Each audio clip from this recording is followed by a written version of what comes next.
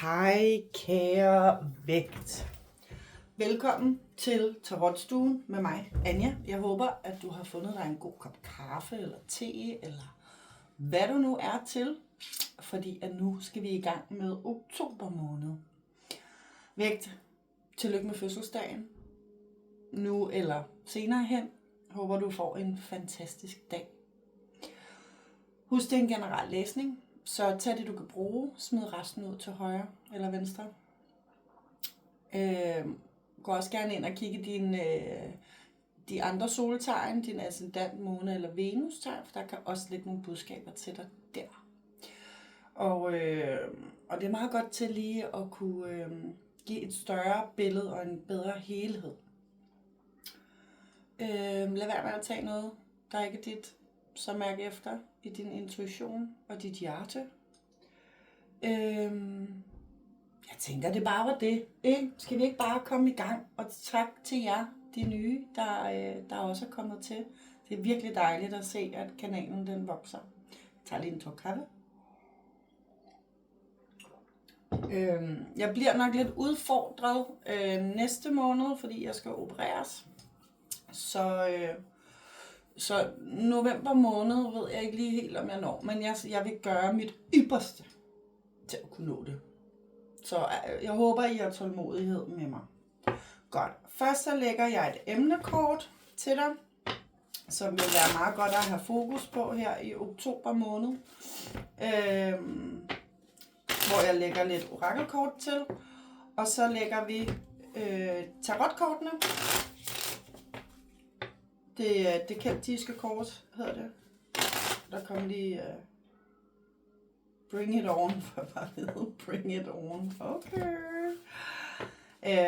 Jeg lægger tarotkortene bagefter. Det keltiske kors, hvor jeg lægger yderligere. Det var da irriterende. Jeg bliver distraheret hele tiden. Jeg får bare en bring it on, bring it on. Så det kan være, at der slet ikke skal være så meget forklaring lige her. Men jeg lægger forklaringskort bagefter. Lad os komme i gang, kan jeg godt mærke. Emne til dig, kære vægt. Der vil være godt for dig at have fokus på. Okay, retfærdighed. Og jeg læser den lige op. Nummer 30. Det var her. Er du retfærdig? Har du været fair i en speciel situation, eller er det dig, som er blevet uretfærdigt behandlet? Uanset hvilken situation det handler om, er det vigtigt at finde ud af, hvor uretfærdigheden ligger, og bringe retfærdighed til den. Okay, vægt. Ja, så det kan være, at der er noget, du ligesom føler, der har været uretfærdigt. Det kan også være, at det er dig, der måske render rundt og har lidt dårlig samvittighed over, at du måske ikke har været helt fair over for en person eller personer. Tag det, som det resonerer til dig. Hvordan har du det med det, kære vægt? Lige nu her, hvordan har du det med det? Okay, kaos. Lidt kaotisk måske. Who knows? Vi tager lige den sidste her. Hvordan har du det med det? Der er noget frygt. Ja, okay. Jeg tager lige et mere. Og så er der noget med, at du skal tage det lidt roligt.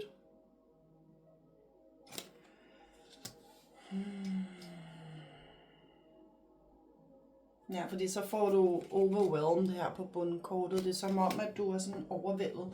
Det er som om, at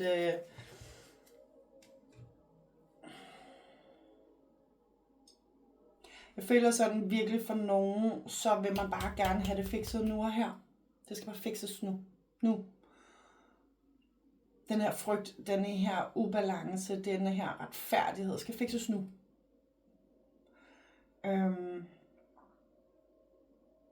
Og derfor føler jeg også, at kortet slow down, altså sæt farten ned, den er ret intens, og det er ret vigtigt.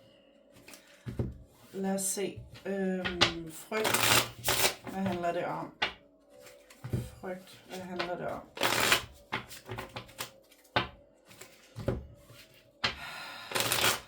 Måske er der også nogen for jer derude, for jer at vide sådan, at I frygter lidt, at karma vil ramme jer. Fordi der måske i fortiden, man har lavet noget. Det har vi jo alle sammen for syv søren. Og her får jeg ind, at det er meget, meget vigtigt at forstå, at karma er ikke en straf. Det er en læring. Og det er jo desværre det, hvis man ikke lærer det, så bliver man jo ved med at tiltrække det. Men der er ingen grund til at have en frygt for det, hvis du sidder derude og har en frygt for, at karma vil ramme dig, fordi at du på et eller andet tidspunkt har måske været uretfærdig, eller måske bare lidt også synes, at det, den her frygt for måske ikke, at det kan... Jeg får sådan helt ondt i maven nu. Sådan lidt en frygt for os, for nogle af jer også, at det her med, at man frygter lidt, at karma ikke vil ramme nogle andre. Og i realiteten er det jo, når vi siger, jeg håber karma rammer dig, eller jeg ved karma rammer dig, så er det faktisk en kærlighedserklæring. Det er faktisk, at man håber på, at den anden part lærer af sine fejl. Jeg håber, det giver mening. Det er i hvert fald det, der kommer ind. Lad os se frygt. Hvad handler det om? Frygt. Tid. Okay, så der er noget med tid, og det giver jo også sindssygt god mening, når du får slow down her, ikke? Sæt farten ned.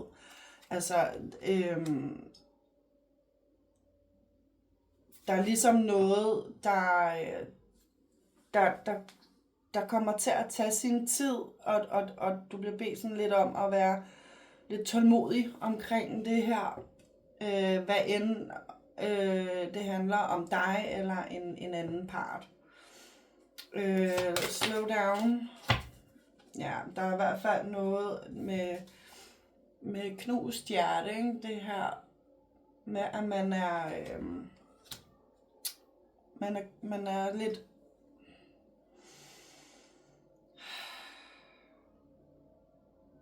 Man kan ikke rigtig se, hvordan det her skal kunne løses på en eller anden måde. Og det kan sagtens løses. Sagtens for jer. Hvad end det handler om dig selv, om en partner, om familie, eller hvad det nu end handler om, så er dit tema her at finde denne her retfærdighed og arbejde med frygten. Og det kan du kun gøre ved at give ned og lade tiden ligesom hele din sorg. Det her knuste hjerte, denne her følelse af at være ødelagt på en eller anden måde. Okay. Vi kører lige det keltiske kors her. Kære vægt. Din energi her og nu. Og jeg lægger kortene først og vender dem bagefter. Din energi her og nu.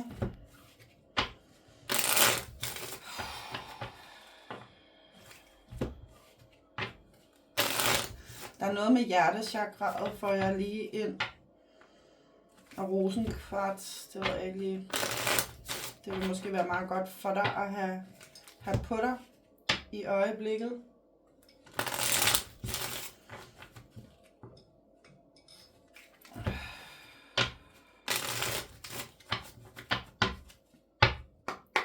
Vægt. Din energi her og nu. Okay. Din udfordring her og nu.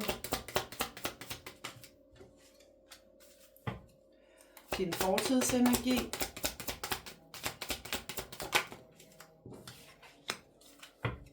Din fremtidsenergi.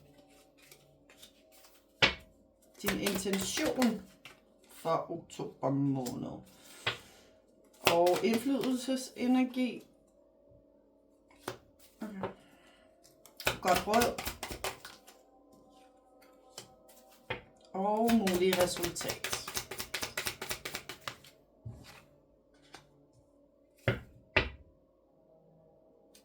Okay, og så får du de 3 stykker på bundkortet.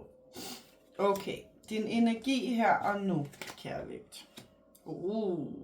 De 7 mønter med sværnes S. Det er simpelthen at begynde at arbejde med at få styr på tankerne, på følelserne, hvilket også giver rigtig god mening. Det her med, at man gerne vil ændre den måde, man måske har ladet nogle illusioner overtage på en eller anden måde. Jeg lægger nogle uddybende kort bagefter. Det er en udfordring. De 2 stokke. Din udfordring er lidt det her med at finde ro i dig selv. Hvilket også giver rigtig god mening, ikke? Med at sætte tiden lidt ned. Altså lige give lidt ned. Ligesom finde ro i denne her fortid og fremtidsenergi. Og ligesom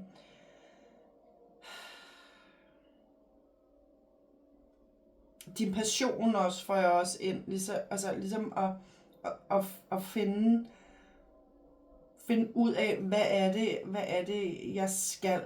I virkeligheden ved du godt, hvad det er, du skal, men det er som om, der er sådan en forhindring på at tage springet. Så det er ligesom om, at du for nogle af jer får jeg ind sådan, det er ligesom om, at du bliver bare ved med at stille dig de samme spørgsmål. Igen, jeg tager nogle uddybende kort. Din fortidsenergi, mønternes knægt. Okay.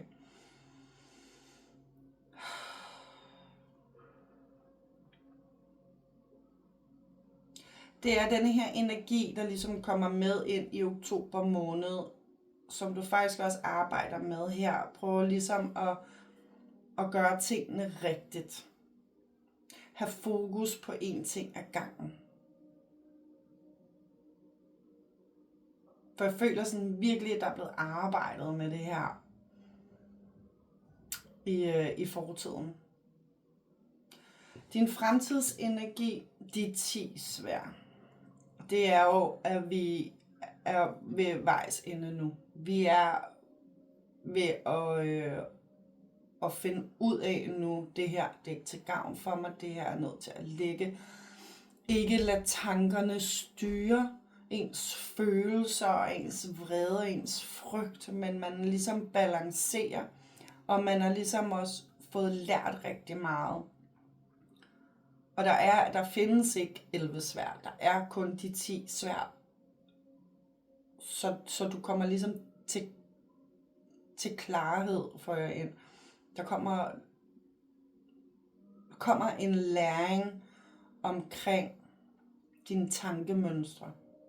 Nå, det kan jo sagtens nå at ændre sig ved uddybende kort, ikke? Din intention, sværnes knægt. Okay. Det giver ret god mening lige nu, fordi at det er det her med, nu skal der ske noget, nu skal der bare puff, ikke? Og du bliver sådan igen her lidt bedt om, det er super godt, at det er det, du rigtig gerne vil. Men det er også vigtigt lige at slow down en gang imellem. Lige træk bremsen og lige mærke dig selv. Lige være i dig selv. Nå, indflydelsesenergi, og det er jo den energi, der både kan være fra fysiske personer, som åndeligt og spirituelt. Og her får du de 4 sværd, som ligesom er med til at give dig noget ro. Det kan være en person, der kommer ind i dit liv, eller der er i dit liv, som ligesom er med til at få dig derned. Fordi se, hvordan han sidder der i den båd der, ikke? Og bare nyder tilværelsen, roen, omgivelserne. Og bare mærker sig selv. Men han sidder også stadigvæk lidt med denne her pil klar, ikke?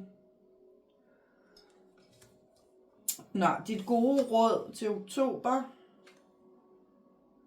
Okay, de 9 stokke på hovedet.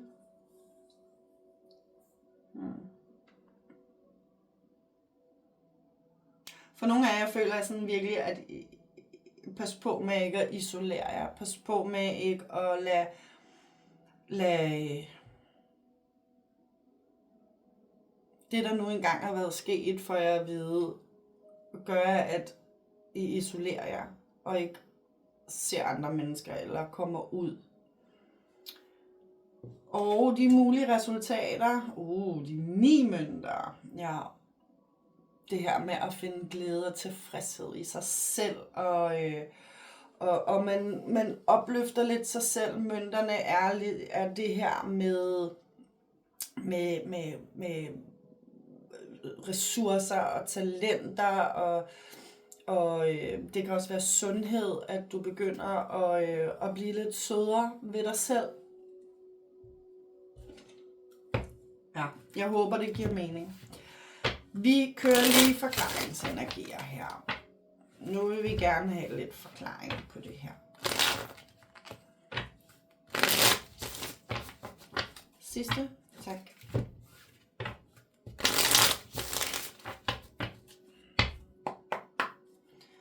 Godt.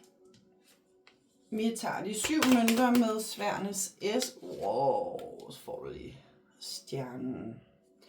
Det er healing, det er troen på sig selv, ja, og så kommer døden her på bundkortet.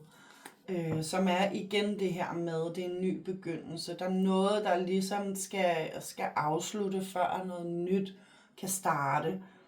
Og du er egentlig meget rolig. Også meget spirituel faktisk, får jeg ind. Hvis du vil tro på det. Men det er ligesom om, at der er det her håb forud for, at der skal nok komme retfærdighed på, hvad end det er, der har været og er lige nu. Husk, at det er ikke sikkert, at det er en energi, du er kommet i endnu. Så kig på den på et senere tidspunkt. Det kan også være, at det er en energi, du er i lige nu. Og det kan være, at det har været en energi, du har været i, som er ligesom med til at fortælle, prøv lige at se, hvor langt du er nået. Prøv lige at se, hvor meget du har arbejdet med dig selv. Lad os lige se de 2 stokke i udfordring. Okay, så får du narren her, hvilket også giver rigtig god mening. Det her med at kaste sig ud i noget, kaste sig ud i en ny begyndelse. Det er lidt ligesom om med de 2 stokke. Det er sådan, du vil gerne, men det er virkelig svært for dig at tage denne her beslutning. Og det er der frygten også sagtens kan komme ind, uanset hvad det handler om. Om det er kærlighed, om det er arbejde, om det er selvudvikling, om det er sundhed. Tag det, som det resonerer til dig. Jeg blev helt sådan kriller i halsen. Nå, fortidsenergi med mønternes knægt. Hvad handler det om?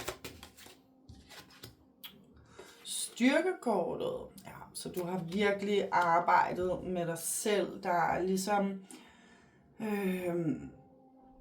du har virkelig haft fokus på det her med, og for nogen får jeg ind sådan, der er ligesom blevet givet en gave til dig, som, okay, så kommer skraldemændene lige, der er ligesom blevet givet denne her gave til dig, som har gjort, at du har fundet din indre styrke.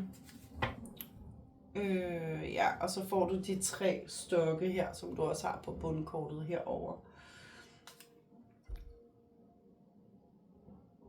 Og det er den her styrke til ligesom at manifestere de her drømme, du har. Igen, uanset om det handler om arbejde, familie, dig selv.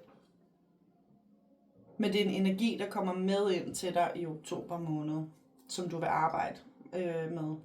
De 10 sværd i en fremtidsenergi. Okay. Okay, altså vægt. Du har bare... Ja, indtil videre har du 4 store arkanakort. Nej, 5. Okay.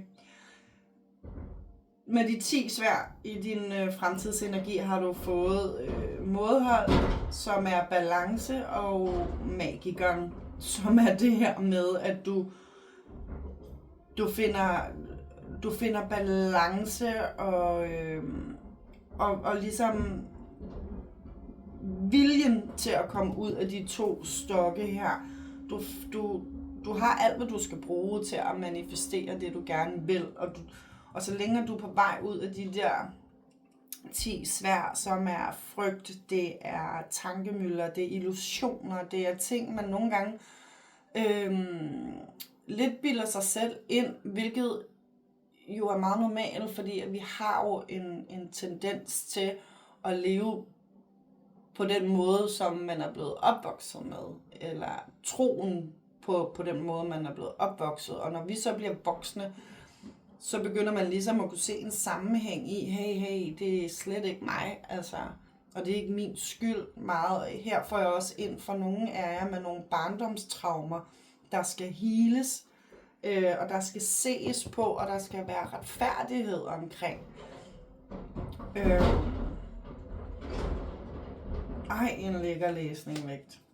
Lad os se, din intention med sværens knægt. Okay, den rører over i skygger. Så får du mønternes page. Det er lidt det her med, at du har arbejdet rigtig meget i fortiden her. Og det kan jo være way back, eller det kan være inden for de sidste 3 måned. Uanset hvad, kommer den med ind, men det er lidt ligesom om, at du er sådan lidt utålmodig, og du vil gerne have lidt mere fart på, ikke? Det må gerne være nu, altså. Fordi du vil rigtig gerne bygge det her op nu, altså få en ny start. Nu skal der ske noget andet. Det skal ikke blive ved med at køre i den samme trummerum, den samme cirkel for jer ind. Altså, jeg får lidt det der 8-tal, ikke? Uendelighedstegnet. Fordi så længe man ikke gør noget, så kører vi bare, ikke?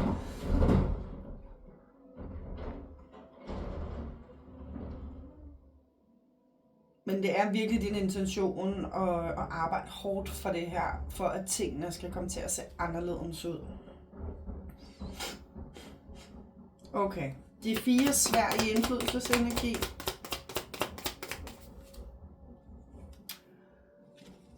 Okay, så får du de 2 bærer med judgment. Okay.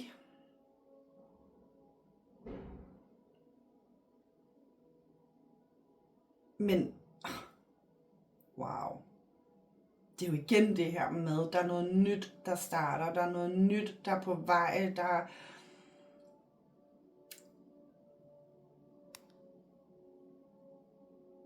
Og her kan det i hvert fald godt handle om et partnerskab. Altså, der kommer, hvis du er single, så kommer der helt sikkert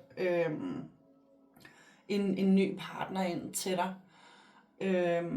Hvor at det virkelig bare giver, det er universelt skabt. I er meant to be. Det er meningen, at I først mødes nu. Og det er meningen, at der ligesom skulle være arbejdet med nogle ting fra fortiden, før at I ligesom kunne mødes på rette vej for jer. Er du i et partnerskab, så er det her, hvor det er, at det er stadigvæk lidt ligesom at møde en ny.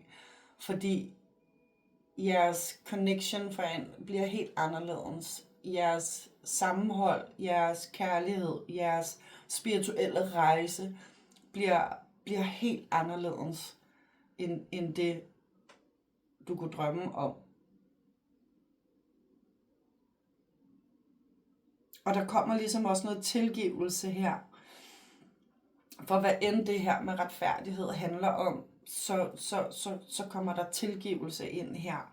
Og man er ligesom enige omkring, hvordan tingene skal være nu. Og der bliver arbejdet. Nej, jeg får faktisk ind, at det bliver ikke engang et arbejde. Det bliver bare naturligt.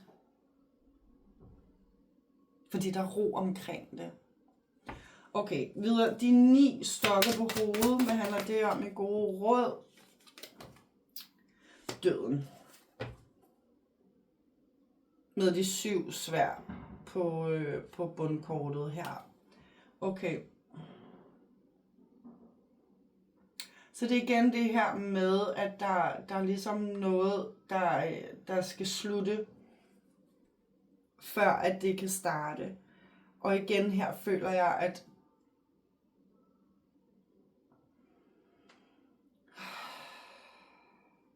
pas på med ikke at låse dig selv inde. Pas på med ikke at blive for stagneret i din egen energi. Kom ud blandt andre også. Altså, jeg føler sådan lidt, for nogle af jer kan det faktisk godt handle lidt omkring det her med, at man måske har været i gang med kæmpe forandring. Man har ligesom fundet ud af, at det her liv, jeg levede, det er ikke det rette for mig. Så nu laver jeg tingene om. Men det kan være, at ens omgangskreds, altså man har lidt den her frygt for, at ens omgangskreds ikke vil acceptere det, eller ikke vil kunne lide dig mere, eller, og det passer overhovedet ikke for jer. Altså det er simpelthen noget sludder. og det er overhovedet ikke som, og det er også det, jeg får ind her med de 7 sværd her. Normalt er det ikke et særligt rart kort, men lige denne her med døden også, så, og med de 9 stokke på hovedet, så er tingene ikke, som de ser ud til. Altså, de er ikke, som du tror. Her får jeg også lidt ind, det kan jo faktisk være, lad os tage et eksempel. Har du måske haft en spiseforstyrrelse, eller en anden afhængighed, og du ligesom bare går ind i dig selv, du får ikke snakke med nogen, du kommer ikke ud med det, og du ligesom vælger også, altså, at du rigtig gerne vil ud og snakke om det, du vil gerne ud blandt andre mennesker, ligesom og sige, hey, her er jeg, de her problemer har jeg haft. Og det vil ligesom lidt være med til at åbne op for Pandoras boks på den gode måde, at du vil åbne sådan op for andres skyggesider for jer ind, og du vil ligesom blive sådan et forbillede. Du vil komme til at være et forbillede for andre mennesker, hvis du tør at slippe denne her frygt og lige, altså, komme ned i dig selv også måske. Jeg håber, det giver mening. Jeg synes, jeg vrøvler lidt nu. Nå, de 9 mønter i mulige resultat. Okay, vognen. Holy moly vægt. Og så de 7 stokke her på bundkortet. Jamen, det er jo sindssygt. Altså, du har 1, 2, 3, 4, 5, 6, 7, 8 store arkanerkort her på bordet. Altså, wow. En ting er, kære vægt, at universet, de er så meget med dig. Og de er ligesom med nu til at sige, okay, denne her vej. Nu er det nu, og nu går vi denne her vej. Og med vognen med de 9 mønter her, der er det virkelig det her med, at der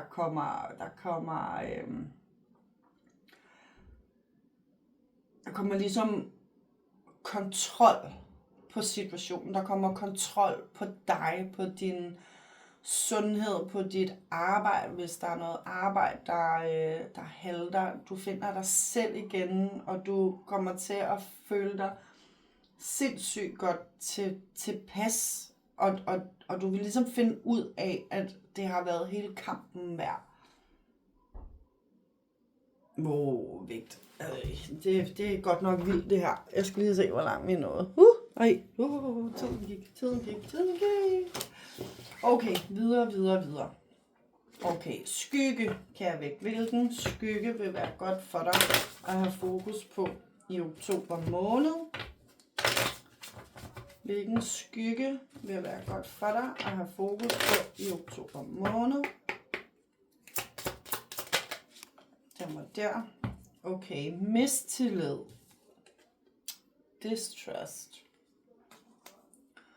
Okay, så der er måske noget omkring mistillid. Og på kortet her står der, faith in oneself can rebuild trust in others. Så det kan være, at du har noget mistillid til dig selv. Der bliver sådan lidt guidet over i det kort her igen, ikke? Med justice. Altså, har du været fair over for dig selv? Altså ligesom stille dig selv de spørgsmål. Er det mig, der har været uretfærdig? Er det mig, der ikke har været fair? Eller er det andre, der ikke har været fair over for dig, og ikke har været retfærdige over for dig? Og få arbejdet med det, for der ligger noget frygt dybt inde. Okay. Karma. Hvilken karma ligger der i oktober måned? Karma.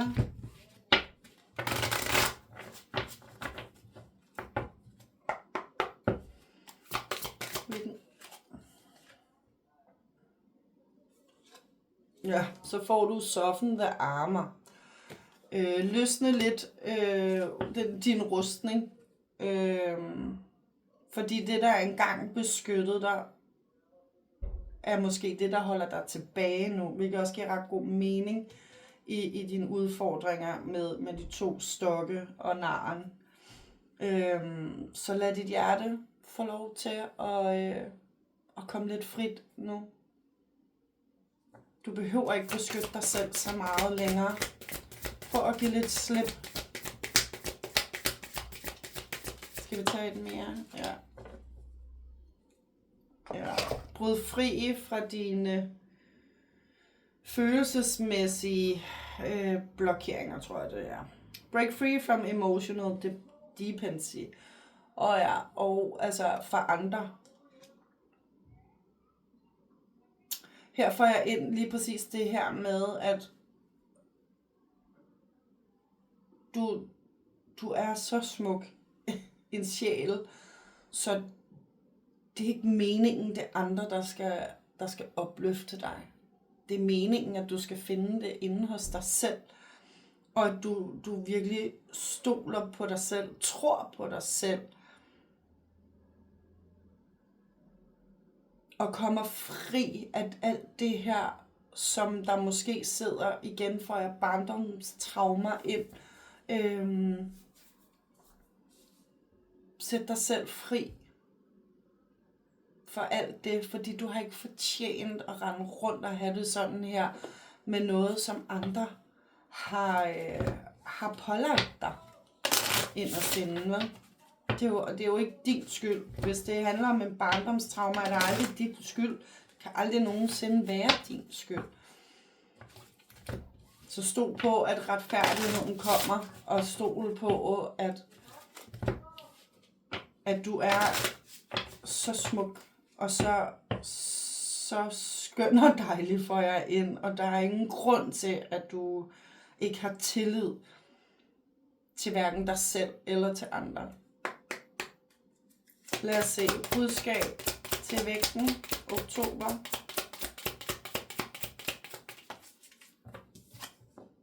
Ja, så får du den lige igen. Så det er sådan rimelig meget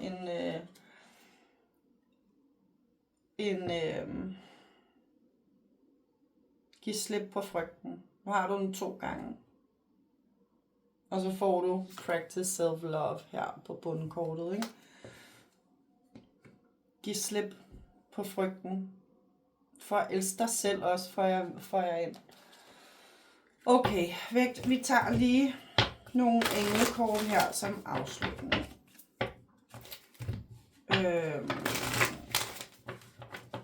Okay. Jeg får at vide alle 3 sæt. Det er alligevel, så bliver det en lidt lang video, tror jeg.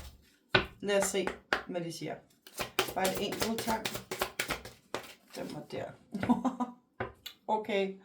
Så, frygt og tillid, som du også har her i din skygge. Frygt og tillid, det er virkelig noget, du vil have godt af at være opmærksom på i oktober måned. Og den siger, stol på, at du er omgivet af engle. Ha' tillid til, at det ordner sig. Viser du tillid, bliver du mødt med positiv energi.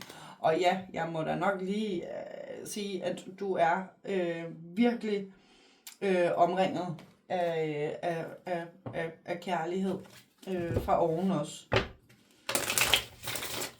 Med alle de store arkanerkort her, og jeg får helt kuldegysninger. Altså, du er så beskyttet, og du er så elsket, og du er så godt i gang, for jeg bare ved. Du er så sindssygt godt i gang. Der er slet ingen grund til, at du render rundt og tror, at du ikke er mere værd, end det du tror. Vi tager lige 3 stykker af demme her, og et af de andre.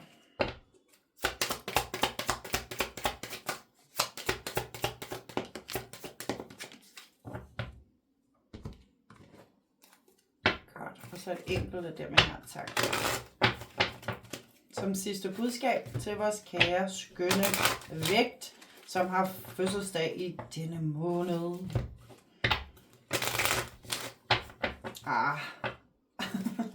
Og bliver du synget den her helt hurra, det er min fødselsdag.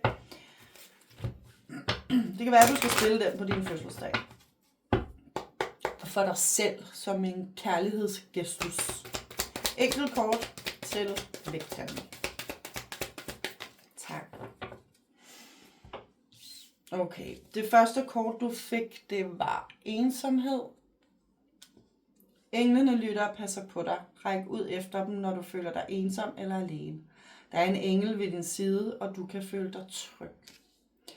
Og så fik du tegn. Vær opmærksom på de små tegn, som englene giver dig. Når du beder med tegn, vil englene give dig små glimt, som viser, at du er blevet hørt. Det kan være en solstråle, en sommerfugl, en duft eller en hilsen fra uventet kant. Og så får du bekymringer. Slip bekymringerne. Fortæl dem til englene, som vil hjælpe dig med at finde ro og fred. Smil og stol på, at det nok skal gå. Ja. Okay, og tegn igen. Så kan jeg væk. Det kan være, at du får en masse tegn, og du måske bare ikke lige opdager dem. Så prøv at være lidt mere åben for det. Hvis du hører en lyd eller et eller andet, og du synes, det var lige mærkeligt nok, så prøv at lade være med at lade hjernen tage over, og så sige, at det var nok fordi, at naboen lige gik ind i væggen. Eller prøv bare at stole på, at det er et tegn på, at du er ikke alene. Jeg læser den lige op. Vær meget opmærksom på de beskeder, som englene giver dig nu. Du har spurgt om et tegn, og de kommer med det. Læg mærke til at stole på disse tegn. Du har spurgt himlen om hjælp. Nu er det op til dig at være...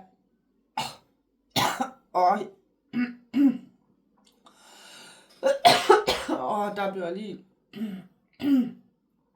blokeret der. Hold da fest. Du har spurgt himlen om at hjælpe dig. Nu er det op til dig at være opmærksom på de beviser, de giver dig på, at de hjælper dig. Dette kort betyder, at englene prøver at gøre dig opmærksom på deres hjælp via tegn. Det kan være, at de beder om en sommerfugl flyve tæt på dig, eller tvinger dig til at høre den samme sang flere gange. De lægger måske en ting ved din indgang, som de ved, du vil observere. At trække dette kort er også et tegn fra englene på, at de prøver at komme igennem. Vær sød og læg mærke til det. Du kan spørge dine engle om at give dig tegn, når du har brug for det. Det kan være hjælp til et spørgsmål eller en afgørelse. Det er ikke en god idé at specificere, hvilket tegn du vil have. Lad det være op til englene. Wow, vægt. Smuk læsning. Jeg håber, du kunne bruge det til noget, og hvis ikke, så ved du, hvad du skal gøre. Tak fordi du er her. Tak fordi du kigger med. Det betyder rigtig meget for mig. Giv også gerne en tommel op eller en kommentar. Og så vil jeg bare sige tillykke med fødselsdagen. Hej hej!